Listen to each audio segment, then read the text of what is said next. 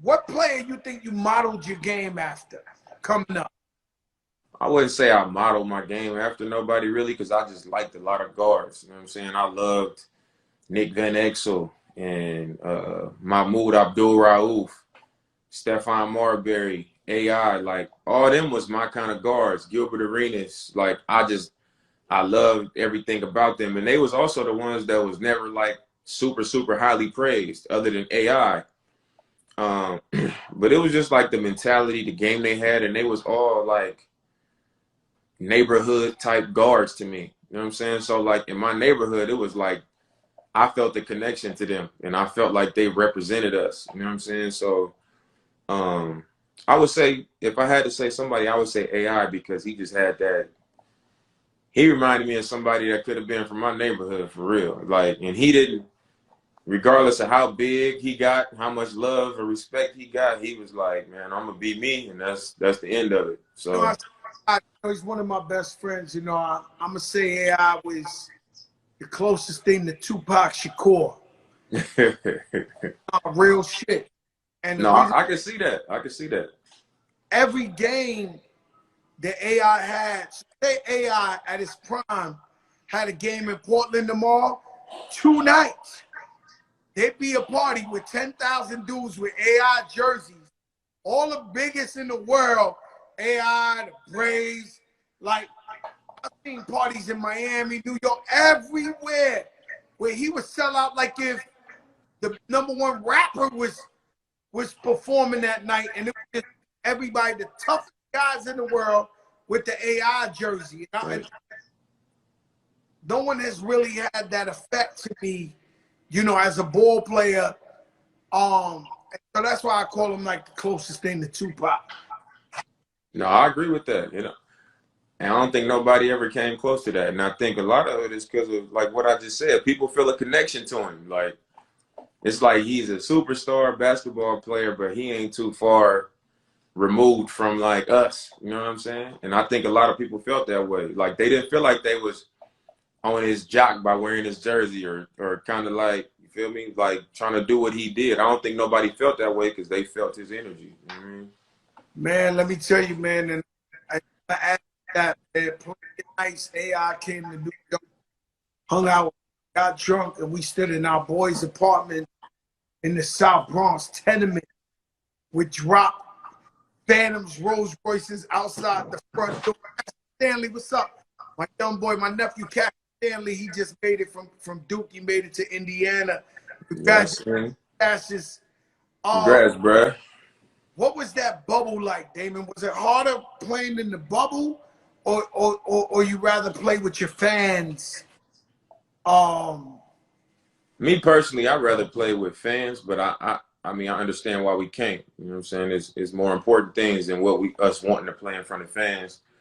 But I think, to me personally, the bubble was way easier because it was just like, it was really no distractions. We didn't have to travel after games. Like, shit, we was leaving the arena sometimes 10, 11 o'clock after a game, and we would go right back to the hotel, and they had cold pools set up at the pool for us, and we just get our recovery in right after the game. They had food laid out for us, and we go up to our room, lay down. I mean, everything was laid out. It wasn't no plane after, bus to the hotel, check into a room, get situated. It was none of that. It was just like boom, boom, get up the next morning, practice, all in one spot. So like our bodies was recovering faster. We was more rested. I mean, it was way easier to me. I think that's why you saw a lot of people just killing like that, for real. Let me tell you something. Let's go back to the AI. You and him have in common something you might not know. You know, blew my mind. Blew my mind. I was out there in the All-Star weekend, and you came out to perform. AI got crucified for trying to rap in his day. Yeah. NBA actually brought you on to perform. You want to say what's up? Holla. Don't just walk up. Come and say what's up to Damian Lillard, man. Come on, man. I know you got a fresh cut and everything. Yo, homie, you good? What's good? Yeah. Everything blessed. Congrats on everything. Appreciate it, bro. You're going to have to put me on one of your next joints, man. Ah, there you go, boy. Put me on something. Put me on something, man. They're playing we gotta cook something up. Put me in the game. Put me in the game, coach. Listen, 2021, we back in the studio. Let's do something. It's good. Put that shit out there right away. Yeah, let's do it. See what you get when you come on the big show. Did anything possible, Dave? We got to do that, man. When AI was working on his album, I was behind the scenes with him in the studio every day. And he kicking some gangster shit. You know, they wasn't ready for it. But the NBA, that was a historical move them put on, because they don't want you to be with rappers. They don't want what was like performing at the All-Star? I was there. I was standing in the crowd watching you perform. Yeah. No, it was cool, man, because I actually got hurt the night before All-Star in Memphis. I got hurt. And I was like, man, I don't know how to look with me being injured and I'm not playing in the game. And you know what I'm saying? Now I'm going to be up here rapping and moving around the stage. And they was the ones that was like, we think it'd actually be cool that you can't perform as Damian Lillard, but you can still perform as Dame Dollar. So they was really the ones that was like, we think you should really still do it. And I think that just speaks to like the growth of the league. You know, at first I think the NBA was probably trying to deny the culture a little bit of like, you know, what we actually come from and what our interests are. You know what I'm saying? Like the tall tees and baggy jeans and do-rags and all that, they was trying to keep it clean, you know, and not have all that stuff be a part of it. And I think now they just starting to embrace it because they know like that's what people want. So David Stern, you know, he used to rock the TS piece, the TS chain at the Rucker. Terror Squad join them. But this commissioner, Adam Silver, the great commissioner, man. Like, he is. I had to co-sign it through him for you to move on there.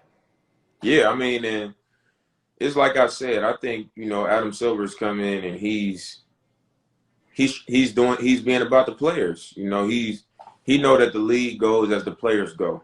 And the more that fans can have access to us and learn us and get the real version of us, the league becomes more powerful. And, you know, obviously it's a business. You want to generate money. You want to make money. And that's what people are going to pay for. They're not going to pay for the corny, phony, you know, watered down stuff. They want the real thing. So, I mean, I think he's doing a great job of providing that. You know, real touchy subject, Black Lives Matter, racial tension, for white people to get involved, right? Yeah. It's almost damn if they do, damn if they don't. If they mad at them for doing it, if they don't, we get mad at them for not doing it. Right. This league stood firm with everybody. Yeah. And they rolled out with you guys, man. They you know, they are to be commended for supporting the Black Lives Matter movement and all that. And you as a player, did you feel like they had your back? No, I did. And I'm gonna tell you this. I'm one of the most skeptical people ever. Like, I'm skeptical of everything. So when we first decided, like, okay, we're gonna go play, I was like, well, what is this about? You know, like, are they committing to support the movement? Because if we don't go play, how billions of dollars could be lost? Like, when we get here, are they putting Black Lives Matter on the court to appease us? Are they making all these T-shirts and all this gear to appease us? That was my first thought. And it's kind of like what you just said, damn if you do, damn if you don't. I'm like, damn, I'm already thinking negative about it, you know what I'm saying, before we even get into it. But I think just the fact that they took that type of stand and stood with us, you know, it was similar to, like, I went and marched out here in Portland, you know what I'm saying? And when I went out there, I'm thinking it's going to be all black people.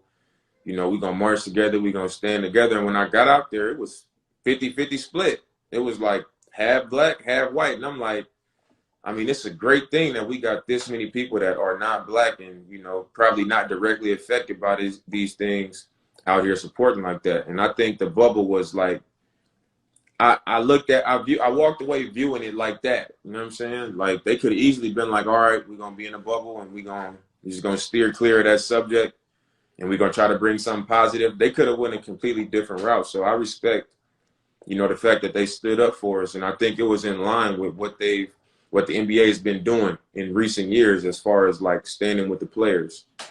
No, I love it. I love it. And basketball is my life. You know what I'm saying? My life is music and basketball. You know, as a fan, coaching street basketball, I live basketball is everything to me. So I appreciate that they had your back and they were there every step of the way. I'm very proud of the NBA and how they stood up for everybody. Let me ask you a question. Who's your arch nemesis? Who do you dread playing? And meaning, who you like, holy shit, I got to go up against this guy. I got to play all this defense. And the next day you sore as hell. You don't want to get out the bed because this guy won't stop coming.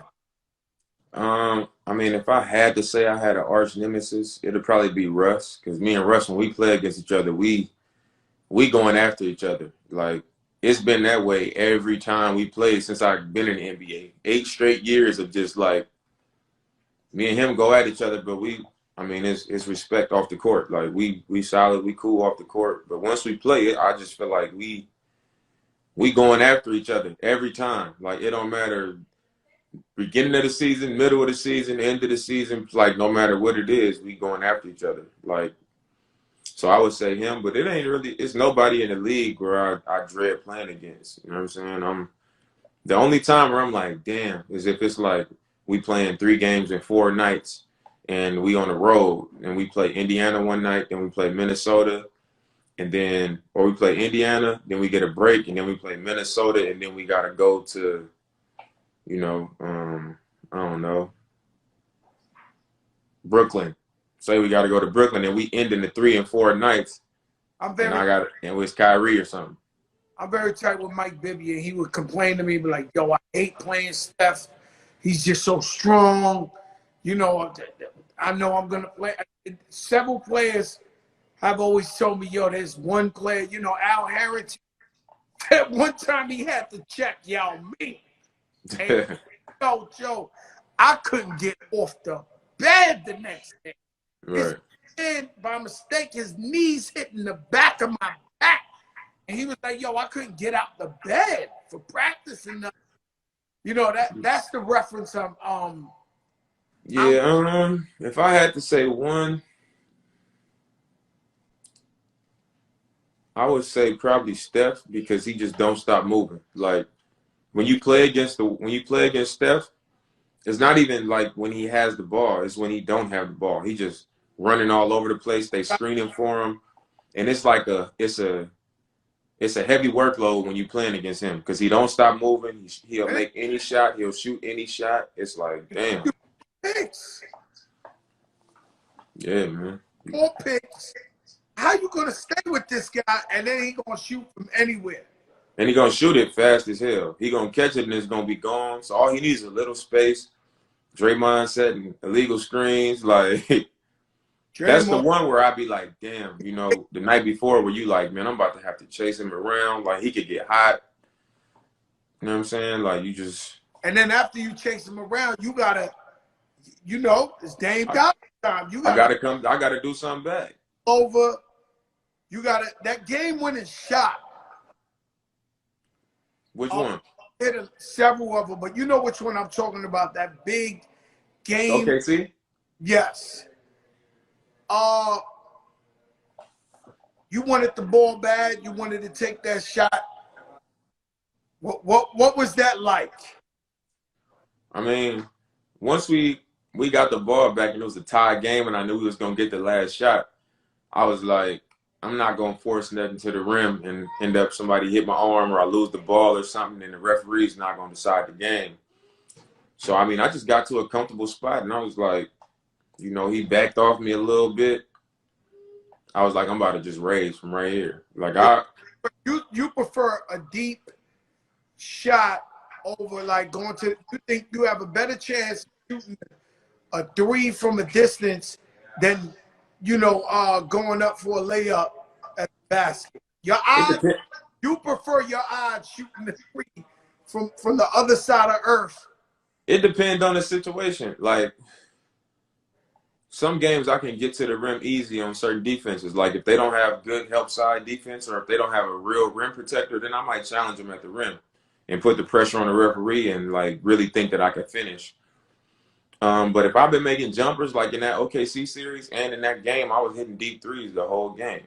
So at that point, I was like, I had it rolling. I was like, it don't matter where I shoot from. If I can get a clean look, it's going in. So Shoot at the basket seems like extra bigger when you on a roll. Like I've heard players say the shit just going in. Like you just is. nah, it for sure get bigger. The basket look way bigger when you making shots, and the ball feel better. That's what's crazy. Like the ball feel better in your hands when you get rolling. That shit crazy, man. I mean, you made moves this year. Shout out to your man CJ. Yes, sir. 1-2 punch, deadly. You That's guys, my boy. That's my boy. no, he busy. He ain't no punk, man. At all. No, he a dog. He get busy. He get busy. I see y'all picked up Covington. What's Yep. your expectations of Covington? I mean, I expect him to be himself. You know what I'm saying? I think we known for performing offensively. Like we don't have an issue scoring the ball, putting points on the board. Where we've struggled at is just getting stops. Sometimes we defend hard, we don't come up with rebounds. We use energy for an entire possession and don't get the ball. Then we got to guard again, and we don't get the ball. So like I think we put ourselves in them type of positions too much. And our defensive rating ended up being low. But I think when you add somebody like him to the equation, he's a great perimeter defender, good length and size, get a lot of deflections and steals, and he's an underrated shot blocker. Like to be a wing, he's usually at the rim blocking shots. So I think it's something that is complementary, to the team that we bringing back. Here, Dan, you're looking amazing. This is your time. Everybody has a time, right? I remember Derek Jeter, who's my favorite baseball player. I was at a Yankee game, and he hit a home run, and 60,000 people, tell him to lower it. 60,000 people were jumping up and down, and me, I was jumping up and down. And I remember me looking at the crowd, and shout out Erica Ford. I'm looking at the crowd, and everybody's going crazy. And Derek, and I said, he's just a player in the game, and that he retire are still going to come here and cheer for the next Derek, and they're going to be Yankee fans. Like, so why I say that to you is we've seen somebody kill before. We just said AI, we just said Shep Marbury. With this league, if you don't win a championship, you'll just be one of the other guys. Right. What are you doing to win a championship? And I don't mean just individually, because you leave it all on the court. Right. But as a team, do you think you have a chance to win a championship? I think we got a chance. And I think being able to hold together like the culture of your team, I think is big in the league, because there's so many like ups and downs. You know what I'm saying? You go through bad stretches, you have your great stretches, but I think like the demeanor of your team and like how together your team is. Like you look at a team like Miami, nobody came into the season last year saying they're gonna be in the finals. Everybody was like, oh, Toronto, Milwaukee, the Lakers, the Clippers. It was like they wasn't even in the discussion. But like they're a team that come in shape, they play together, they unselfish, they defend. You know what I'm saying? They do their job. They hold each other accountable. And, like, you end up where you end up when you got all that shit going for you. You know what I'm saying? Even when you're not supposed to, or people might not see it. And I think our team, we got that type of energy. You know what I'm saying? Where we together, there's no question, regardless if we get our ass blew out or if we blow somebody out, or if somebody come off the bench and have 40 and I have a low scoring game, CJ have a low scoring game, our team is like, we the same. We come to practice the same. We gonna talk in the locker room the same. So like, that's something that's on our side. I think it's a matter of us just being able to sustain that every single night and getting in a position where it's like, all right, now not only are we together, we won games based on who we are and how we do shit. So now we going into the postseason confident, like this shit work. Like we that team. If they're gonna beat us, they're gonna have to take it from us. And you get in the postseason and we got the players to get it done. Like I averaged 30 last year. CJ averaged 23 last year. Melo is a future Hall of Famer. You see what he did in the bubble. Like in the big moments, like you're gonna need somebody like Melo that's been there, done that, and he believe the other team gonna respect somebody like Melo. I feel like a top 5 center like Nurk can score on the block, he can pass, he's a good rim protector. Then you add Covington, Derrick Jones Jr., Rodney Hood, Gary Trent, Enes Kanter, backup 5. That's a quality backup 5. Great. And if it all fall into place and we do what we supposed to do,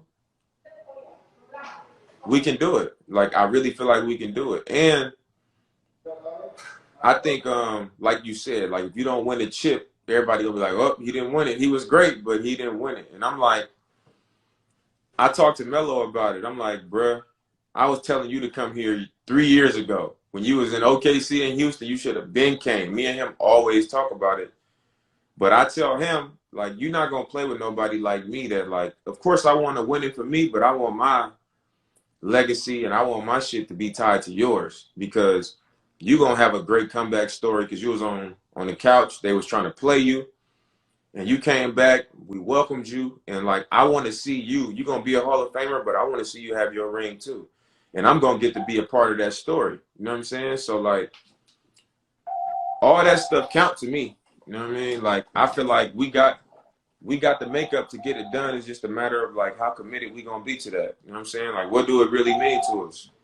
Mm-hmm. And I never get the lyric right, but it's in one of Jay-Z's first songs where he said, you know, if one of us fall, each other be each other's crutches. And it's always been my philosophy where I want to help my brothers, not wanting nothing back, no money back, no nothing like that. But hopefully one day if I need your help, you can pick me up. Yeah. That has always been a Fat Joe strategy. You know what I mean? That's how I look at life. Yeah. When it comes to the rap game, what are you trying to do with this rap career?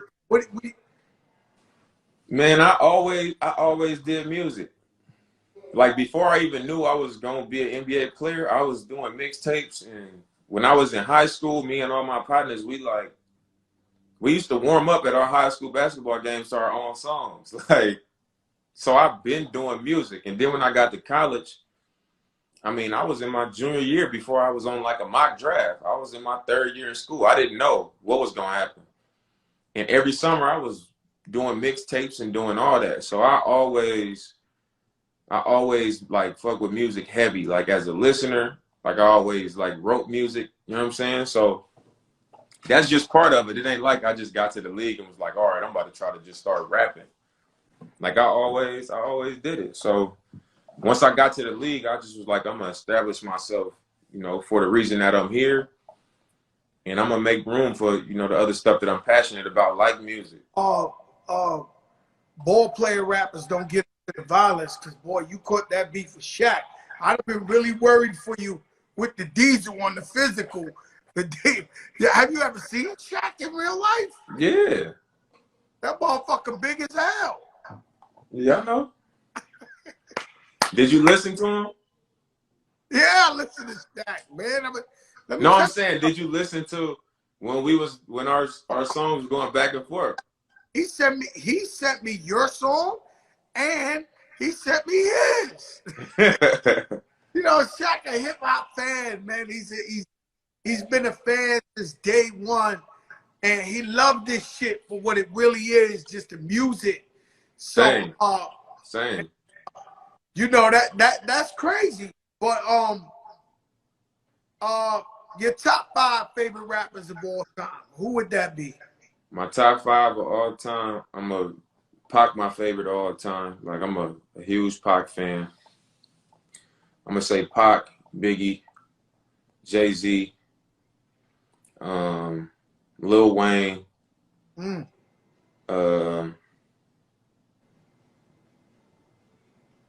Pac, Biggie, Jay-Z, Wayne, and I'm gonna go with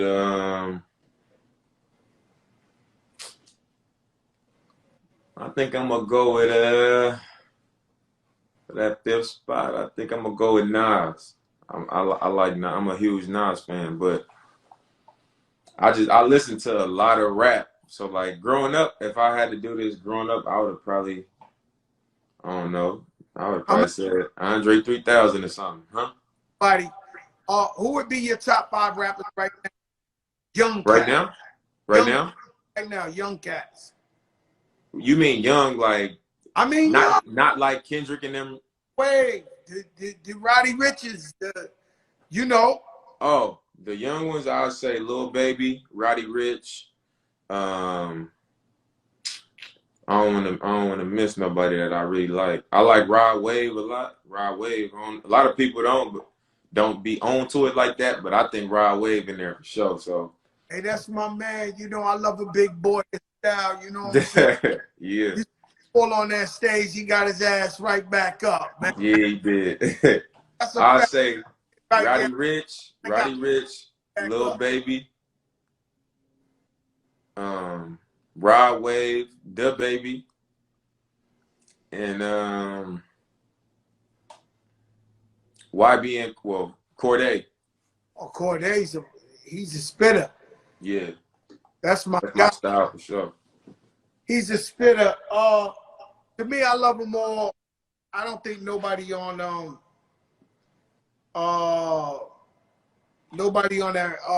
Roddy Rich. Nobody.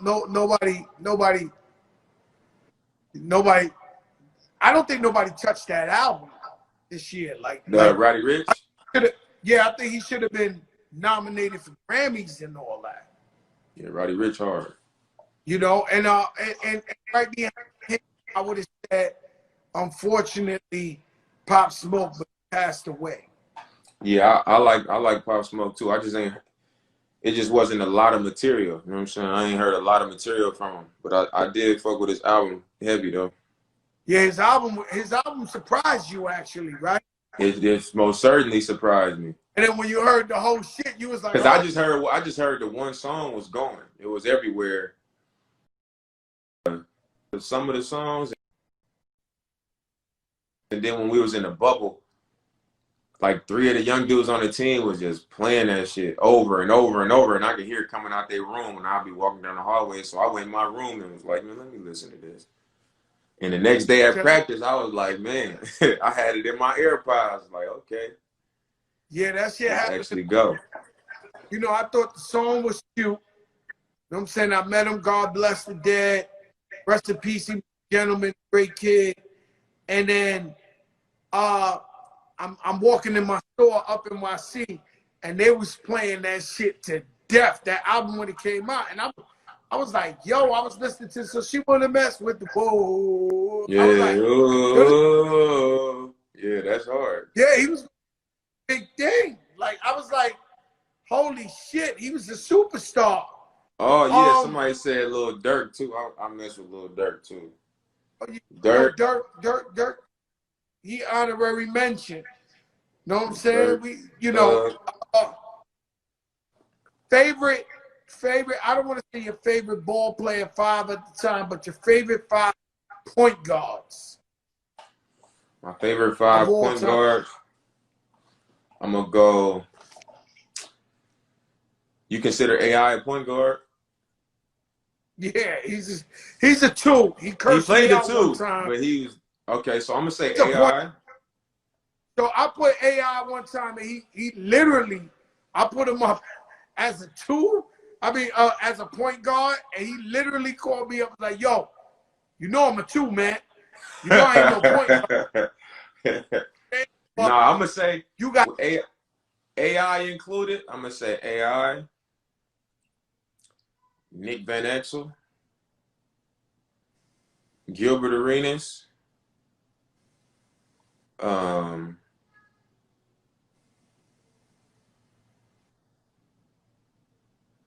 Mahmoud Abdul Rauf, and Gary Payton. the glove, boy. And I gotta put Steve Francis in there too as a slash Steve Francis as my fifth because I love Steve Francis. Steve Francis, Casino Mobley, those are my guys. They come up when I come up. They was giving guys the business out there. You know, and the glove, he's still crazy. Like I see him on I ESPN. know he is. He from Oakland, man. Hey. Let me ask you something. Your top 5 playing now point Playing right now? playing right now in the league. Me, Steph, Russ, Kyrie.